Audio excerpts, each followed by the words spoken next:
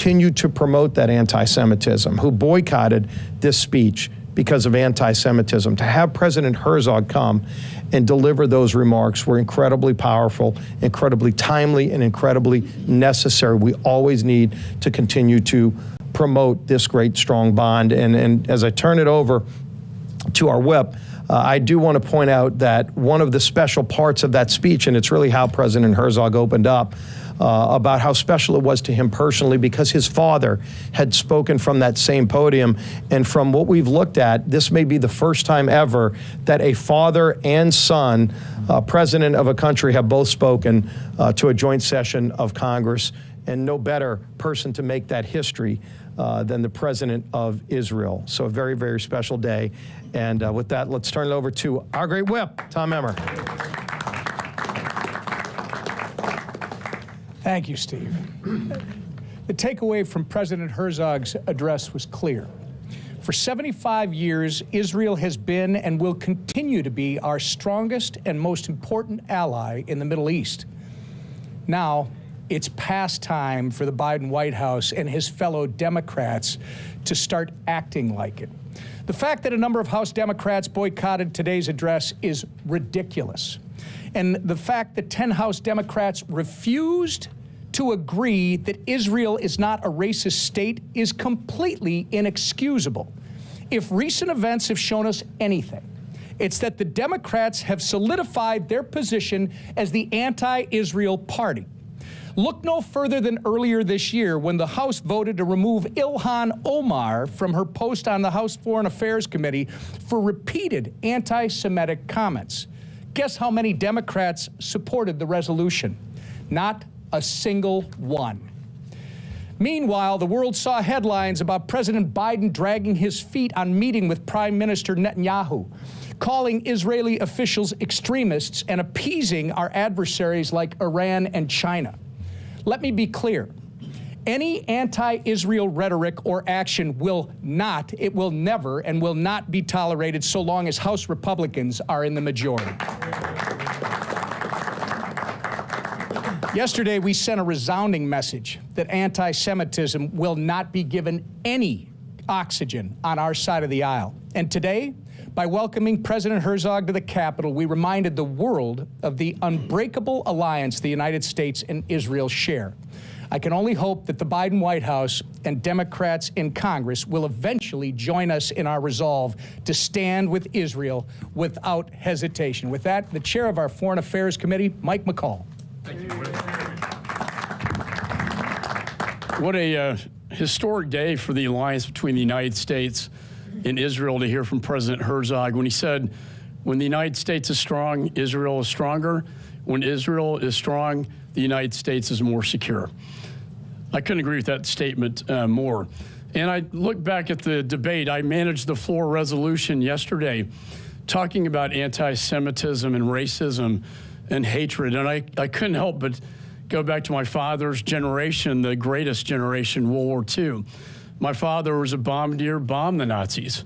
They took on one of the most evil forces known to mankind. One of the most evil forms of hatred and racism and anti-Semitism.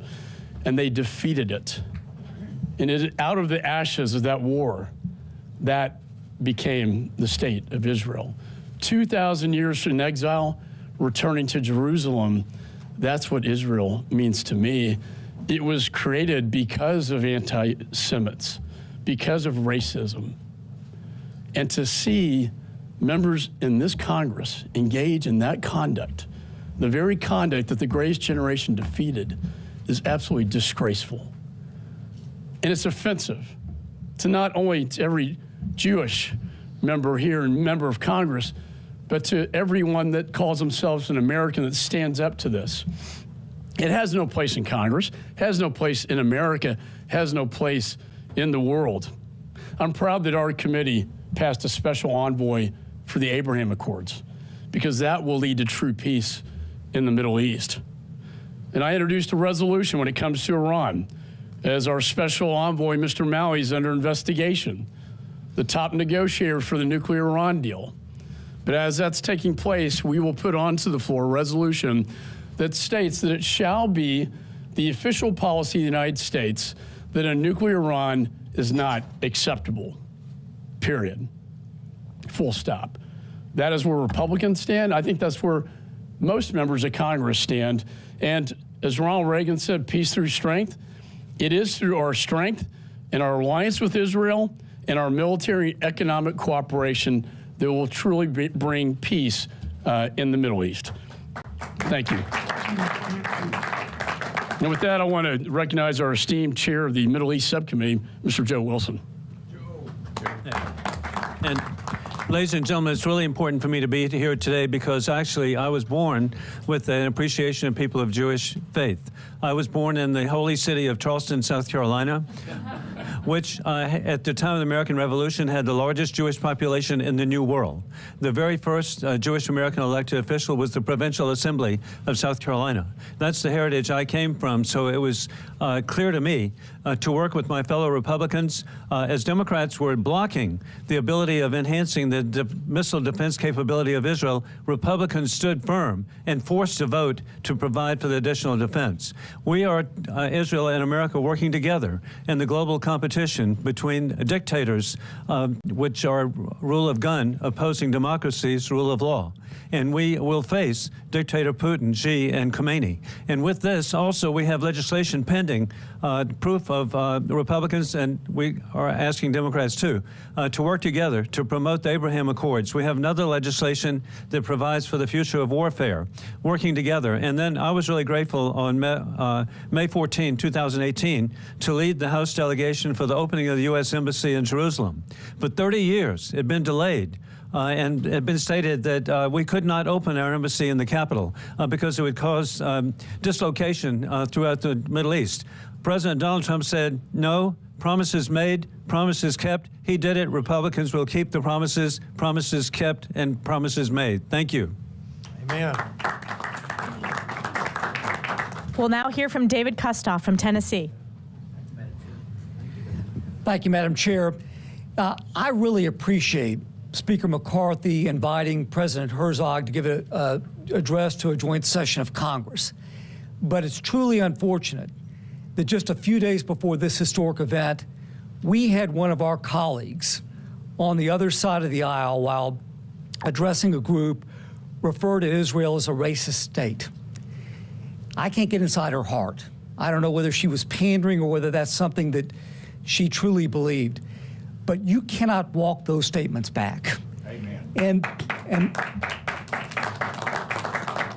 And the issue is, all of Israel's adversaries, they latch on to a statement made by a member of the United States House of Representatives, and they use that for propaganda, the enemies of Israel.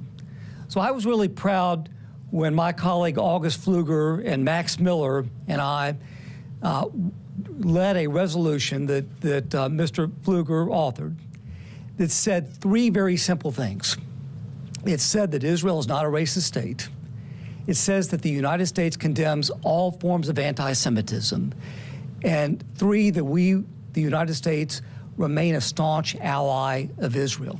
It was a very simple, straightforward resolution. I'm really proud that over 400 of our colleagues on both sides of the aisle voted for it. I'm extremely disappointed that there were 9 that voted against it, really 10-1 who voted present. We do not need to send that type of statement to the rest of the world. We need to send a statement that the United States always supports and appreciates our greatest ally in the Middle East, and that's Israel. And to have the President of Israel speak before a joint session of Congress with a full House in a full gallery, and the Speaker of the House and the Vice President of the United States behind him. That's the symbol that we need to see. That's the message that we need to convey to the rest of the world. We will always be an ally of Israel. We always support her right to exist. And we realize that we've got to continue to fight. We've got to continue to fight to send that message and fight against anti-Semitism. And with that, it's an honor to introduce a colleague of mine who's done great work here in the House of Representatives from Texas, August Pfluger. What a historic day to be able to welcome the President of Israel, Mr. Herzog, to this joint session of Congress to address us, our most trusted ally in the Middle East, and to be able to reaffirm our support. As my colleagues have said, this week I authored a very simple resolution. You know, you think about this resolution, and we shouldn't even have to say it, but it said three simple things. It said that the state of Israel is not a racist or apartheid state. It said that Congress rejects all forms of anti-Semitism and xenophobia. And it said that the United States will always be a staunch partner and supporter of Israel. You know, I think the hope was that all 435 members of the House of Representatives would reaffirm those three very simple statements. And unfortunately, 10 of our colleagues failed to reaffirm it. In fact, they doubled down on disgusting statements that have been made. Statements that call Israel racist or apartheid state.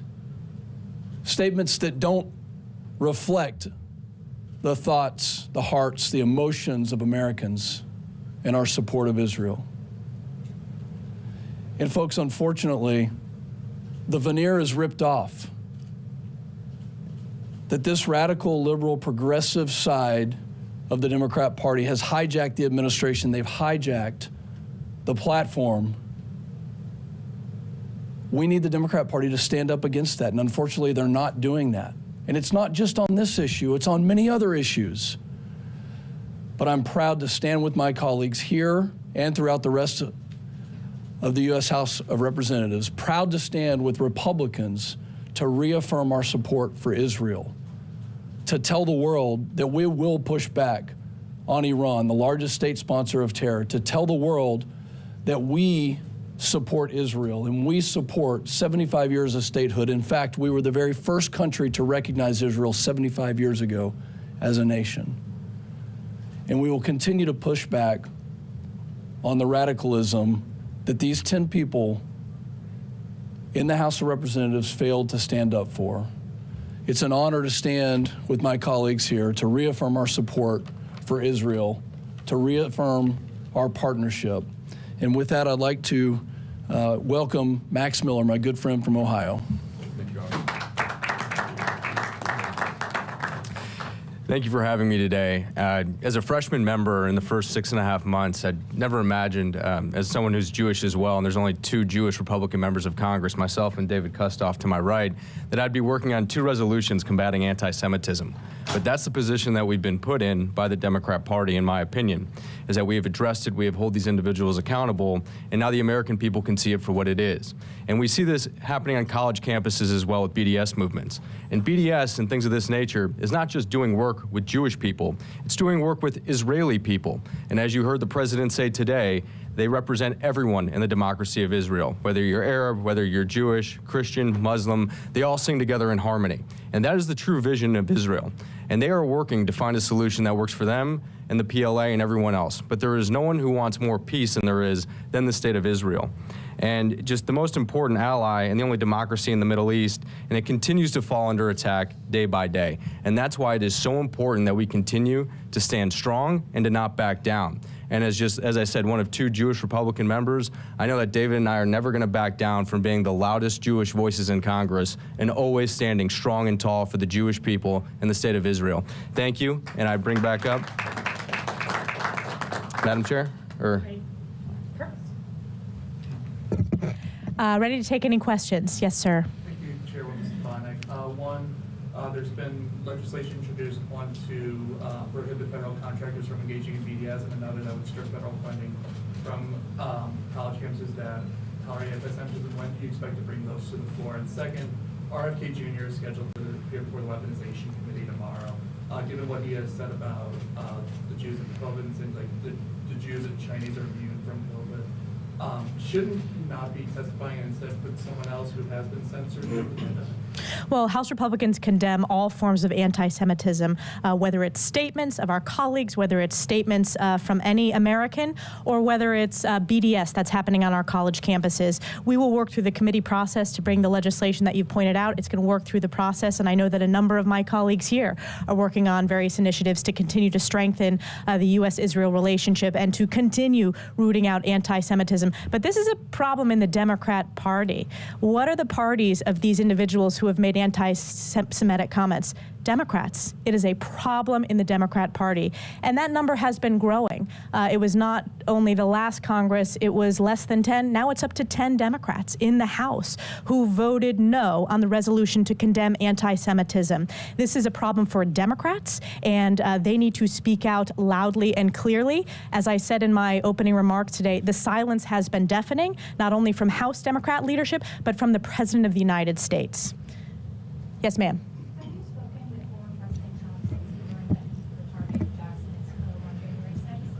I have spoken with President Trump. I spoke with him yesterday. I speak with President Trump on a weekly basis, give or take. And this is yet another example of the illegal weaponization of the Department of Justice to go after Joe Biden's top political opponent. And it is not a coincidence that the same week that House Republicans are having a very important oversight hearing to hear from two credible IRS whistleblowers about the politicization of the Department of Justice when it came to the investigation of Hunter Biden, that this is the same week that a political arm of the Joe Biden campaign in Jack Smith goes after the top leading opponent. So we condemn the weaponization of the Department of Justice. We will continue to work out the rot in these agencies, the politicization in these agencies.